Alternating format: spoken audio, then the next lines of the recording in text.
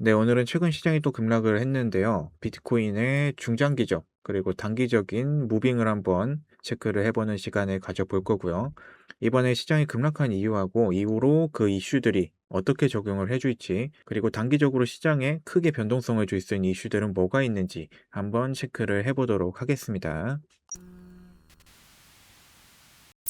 우선 단기 방향성, 제가 보고 있는 방향성 먼저 말씀을 드리고 가자면은 저는 추가 하락이 나올 가능성이 굉장히 높다고 생각을 하는 중입니다. 왜냐면은 단기적으로 상승으로 끌고 올라갈 수 있는 재료들이 굉장히 부족한 상황이라고 생각을 하고요. 오히려 시장을 끌어내릴 수밖에 없는 악재들이 최근에 굉장히 많이 터져 있는 상태이기도 하고, 실제로 주식시장을 포함한 위험자산 시장 전반에 쇼포지션이 대거 몰리고 있는 현상을 보여주고 있는 만큼 개인뿐만 아니라 기관 자금들 자체가 시장 하방을 보고 있는 상황이라고 볼 수가 있겠습니다.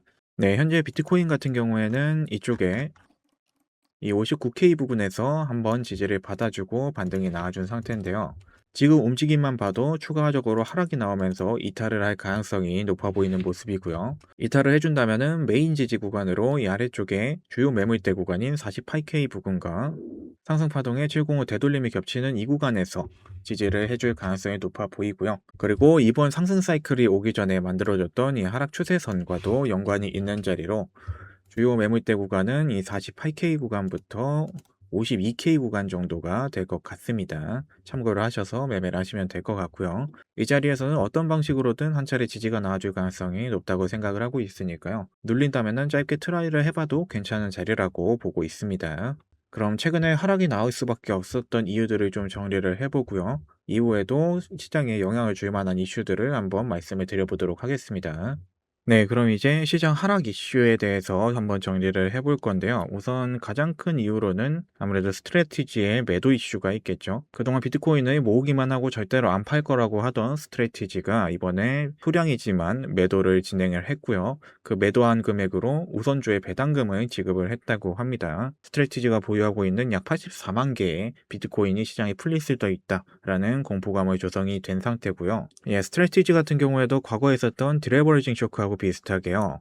이제 비트코인을 매집을 하고 전환사채나 우선주를 발행을 해서 그 자금으로 다시 한번 비트코인을 매집을 하고 이렇게 담보물을 점점 쌓아가는 형태의 기업이었죠. 물론 비트코인을 직접적으로 담보물로 잡지는 않았기 때문에 뭐 주가가 내려갔을 때 이거를 해결하기 위해서 비트코인이 강제로 매각이 된다거나 하는 경우는 없습니다. 그래서 이제 시장이 어느 정도 안심을 하고 있었던 점도 있는데, 이번에 우선주 배당금을 비트코인을 판매한 금액으로 메꾸는 걸 한번 확인을 한 이상 이후에도 이 우선주의 배당금을 낼 때마다 비트코인을 조금씩 팔아치울 수도 있다라는 가능성이 생긴 상태고요. 이 비트코인을 판매를 해서 우선주의 배당금을 지급해 준 게 문제가 뭐냐면은, 비트코인을 판매를 하면은 자연스럽게 시장의 물량이 풀리게 되니까 가격이 내려갈 수밖에 없겠죠. 물론 이 이후에 비트코인 가격이 상승을 해주면 괜찮겠지만, 이 스트래티지가 이렇게 우선주 배당금을 비트코인을 판매를 해서 주게 되면은 스트래티지가 가지고 있는 물량 자체가 매도 압력 또는 상승을 제한하는 원인이 될 가능성이 매우 높고요. 그렇게 되면 그 이후에 비트코인 상승은 제한되어 있는데 물량이 계속 출하가 되면서 가격이 더 내려가는 현상이 발생을 하기 때문에 더 많은 물량의 비트코인을 판매를 해야 되는 상황이 되고요. 그렇게 되면 가격은 또 추가 하락을 하게 되고 상승의 제한이 더 추가적으로 걸리게 되는 악순환이 반복이 되게 되겠죠.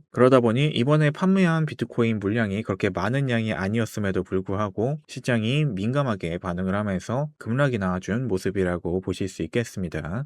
네, 그리고 시장 하락 두 번째 이유로는 아무래도 중동 전쟁 이슈가 있겠죠. 결국에는 비핵화와 호르무즈 해협 개방을 놓고 계속해서 실랑이를 벌이고 있는 상황인데, 어느 한쪽이 양보를 해야지 끝날 것 같은데 지금으로서는 둘 다 이제 양보를 하기가 어려워진 상황으로 보입니다. 특히 이번에는 종전 가능성이 높다고 계속해서 말을 했던 만큼 실망 매물이 조금 강하게 나온 상태라고 볼 수가 있겠네요. 네, 세 번째로는 블랙록 ETF인 IBIT에서 대량 유출이 한 차례 있었다는 점인데요. 한 번의 거래로 약 2,900만 주를 시장가로 던져버린 이슈인데요. 그러다 보니까 시장이 급락이 나올 수밖에 없었던 이슈 중 하나고요. 실제로 이 매도 주체 같은 경우에도 약 3천만 달러 정도의 손실을 보고서 던진 상황이기 때문에 이번 시장 하락을 어느 정도 예측을 하고 있었다던가 아니면은 내부자적인 어떤 데이터를 가지고 매도를 했다는 의견이 굉장히 많습니다. 이번 대량 매도 같은 경우에는 전체 공시 투자자 보유량 자체를 초과를 하다 보니까 신원 특정까지 불가능한 상황이어서요. 어디서 던졌는지도 주체가 확인이 안 되고 있는 상황입니다. 그러다 보니까 이 대량 매도로 인한 시장 하락에 이어서 불확실성까지 어느 정도 추가를 해준 모습이라고 볼 수가 있겠죠. 네, 최근에 하락을 불러온 이유는 크게 보자면 이렇게 세 가지 정도로 체크를 해볼 수 있을 것 같고요. 그러면은 이제 시장에 장기적으로 변동성을 줄 수 있는 이슈들에 대해서 한번 말씀을 드려볼 건데요. 우선 가장 가까운 거는 아무래도 FOMC겠죠. 이번에 케빈 워시가 인준이 되고 처음으로 있는 FOMC인데, 케빈 워시는 이제 인준 전에는 트림 평균 같은 거를 가져오면서 이제 근원 PC보다 트림 평균 PC를 이용을 해야 된다. 현재 뭐 중동 전쟁이나 이런 걸로 인해서 유가로 인한 노이즈가 너무 크다, 이런 식으로 발언을 한 적이 있는데, 이 트림 평균 같은 거를 이용을 하면은 현재 실제로 연준에서 금리 결정에 사용을 하고 있는 근원 PC와는 갭이 상당히 큰 상태입니다. 왜냐면은 가장 변동성이 큰 지표들을 빼고 계산을 하는 거기 때문에, 그거를 빼고 보면은 사실상 인플레이션이 크게 진행되지 않았다라고 결정을 하고 금리 인하를 할 수 있는 명분으로도 충분히 활용이 가능한 내용이거든요. 그러다 보니까 이제 케빈 워시가 금리 인하를 진행할 생각이 있다라고 시장이 판단을 했던 부분이기도 하고요. 근데 이제 인준이 되고 나서는 아무도 인플레이션에 대해서 얘기를 안 하는 상태가 물가가 안정된 상태라고 발언을 하면서, 기존에 이제 2%로 고정돼 있던 목표 고정치하고 점도표 폐지 가능성까지도 시사를 한 상황입니다. 그러니까 금리 인상을 열어둔 상황이라고 볼 수 있는 거죠.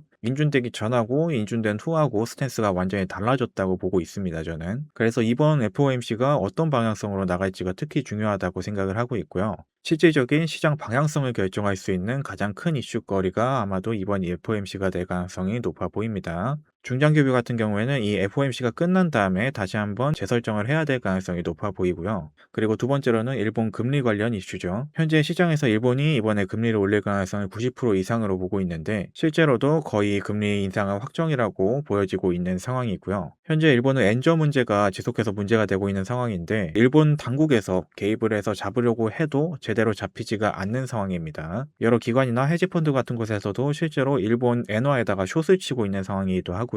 아무래도 미국의 국채금리하고 일본의 금리가 갭이 좀 크다 보니까 인플레이션이 오고 있는 시장 상황과 맞물리면서 영향을 좀 강하게 받아주고 있는 모습으로 보이는데, 이거를 해결하려면 단기적으로 가장 좋은 방법은 일본 입장에서는 금리 인상일 수밖에 없고요. 원래도 이제 제로 금리를 해지를 하면서 금리를 천천히 올려갈 예정이었는데, 중동 전쟁이 터지면서 금리 인상을 하려다가 못하는 경우가 생겼었죠. 그러다 보니까 이제 시장 영향을 조금 강하게 보여주고 있는 상황으로 보이고, 이번에 금리 인상 이후에도 아마도 점차적으로 금리를 추가적으로 올려갈 가능성이 높아 보이는 상황입니다. 이렇게 되면 문제는 항상 말이 나오고 있는 엔캐리 트레이드 관련 문제가 있겠죠. 안 그래도 최근 주식시장이나 아니면 뭐 스페이스X, 오픈 AI 같은 IPO가 진행이 되면서 암호화폐 쪽에서 유동성이 대량으로 빠져나가서 그쪽으로 쏠리고 있는 상황인데, 엔캐리 트레이드까지 청산이 진행이 되면서 추가적으로 유동성이 빠져나갈 경우에는 지금보다도 더 빠르게 더 크게 하락이 나올 가능성도 배제를 할 수가 없는 상황인 거죠. 실제로 비트코인 같은 경우에는 일단 매물대나 주요 지지 구간, 저항 구간에서 반응 자체는 제대로 나와주고 있지만, 하락은 예상보다 더 강하게 나오고 지지 구간에서 반등은 예상보다 더 약하게 나오는 형상이 지속이 되고 있는 상황이다 보니까 실제로 시장 유동성이 많이 이탈한 상황이 맞다는 걸 차트로 보여주고 있는 상황이고요. ETF에서도 대량의 유출이 계속해서 발생을 하고 있는 상황이다 보니까 현재 가격단을 저점이라고 생각하고 모아가기보다는 조금 더 지켜보면서 시장 이슈들이나 매크로적 데이터들을 체크하고 대응을 하는 게 오히려 더 좋아 보이는 모습입니다. 사실 사이클적으로 봐도 평균적인 하락 사이클의 마무리 단계까지는 아직 한 20-30% 정도 하락이 나올 수 있는 구간이다 보니까 매매에는 조금 주의가 필요한 상황이라고 보입니다. 물론 시장 상황은 언제든지 변화할 수 있기 때문에 저는 꾸준하게 체크를 하면서 제 정보방이나 텔레그램 방을 통해서 내용을 공유해 드릴 예정이니까 참고를 해 주시고요. 오늘 영상이 도움이 되셨다면 구독과 좋아요 남겨주시고, 궁금하신 점은 제 텔레그램 방이나 댓글을 통해서 남겨주시면 체크해보고 답변을 드리도록 하겠습니다. 그럼 저는 다음에 더 좋은 영상으로 인사드리도록 하겠습니다.